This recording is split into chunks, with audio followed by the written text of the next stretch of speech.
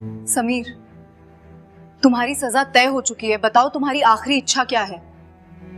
Madam, मेरी आखिरी ख्वाहिश है कि मैं आपसे शादी करना चाहता हूँ। मैं अपनी आखिरी रात आपके साथ बिताना चाहता हूँ। कौन लड़की उसे अपने दूल्हा के रूप में अपनाएगी?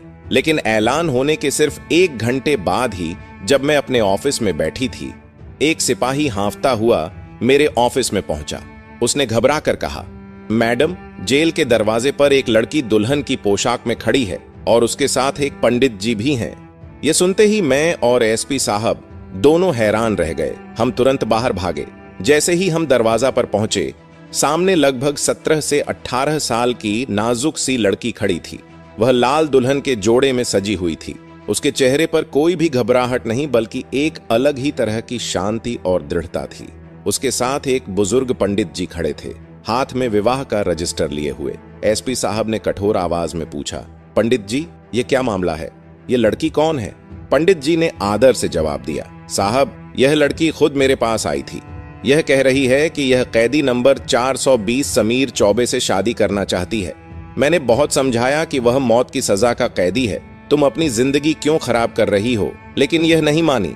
कहती है यह उसका अपना फैसला है, वह समीर से सच में प्रेम करती है। पंडित जी की बात सुनकर मेरे शरीर में बिजली सी दौड़ गई। हमें यकीन नहीं हो रहा था कि कोई लड़की समीर को इतना चाह सकती है कि वह दुनिया, इज्जत, परिवार सब कुछ छोड़ने के लिए तैयार हो जाए।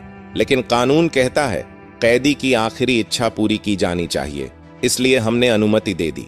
पंडित जी को अंदर बुलाया गया। समीर को उसकी जेल से बाहर लाया गया। जेल के दफ्तर में पंडित जी द्वारा बहुत सरल और जल्दी की जाने वाली रस्मों के साथ दोनों की शादी करवा दी गई।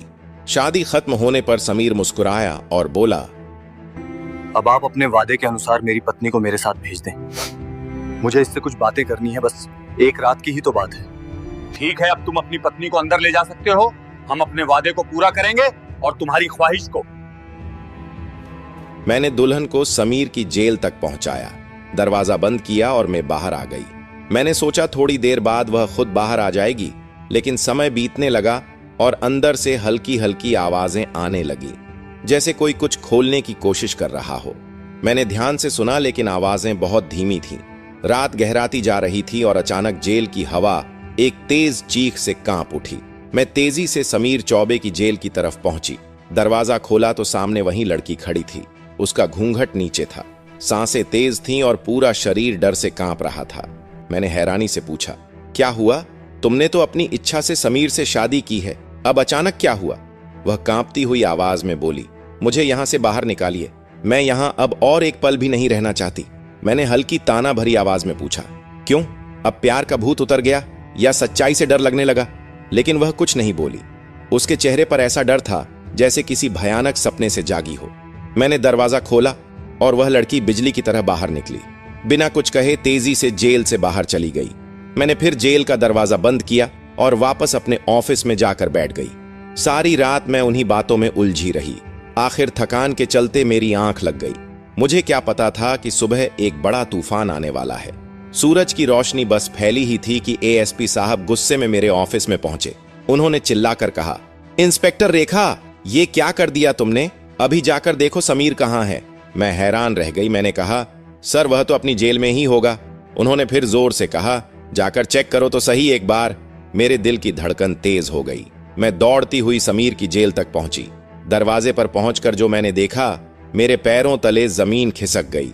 वह व्यक्ति समीर नहीं था, बल्कि वह तो वही लड़की थी जो कल दुल्हन बनकर आई थी। अब वह समीर के कपड़े पहने बेहोश पड़ी थी। मेरे हाथ कांपने लगे। तभी एसपी साहब भी वहां पहुंच गए। दृश्य देखते ही वह जोर से चिल्लाने लगे, यह क्या हो रहा है? समीर कहां है? मैं कुछ भी नहीं बोल पाई। मेरी जुबान जैसे जम गई थी। वे और गुस्से में बोले, तुम्हारी लापरवाही ने पूरी जेल को मुसीबत में डाल दिया। एक मौत की सजा सुनाया हुआ कैदी भाग गया है। मैं सदमे में थी, दिमाग सुन्न हो गया था। हम सब समझ गए थे कि समीर ने एक ऐसी चाल चली थी जिसकी कल्पना किसी ने नहीं की थी। वह लड़की के दुल्हन वाले कपड़े पहनकर भाग गया था और यह लड़की शायद उसी को बचाने के लिए यह सब करने आई थी। कुछ देर बाद लड़की को होश आया। वह बिल्कुल शांत और आत्मविश्वास के साथ बोली, आप लोगों ने समीर के साथ अन्याय किया है। वह मौत की सजा का हकदार नहीं था।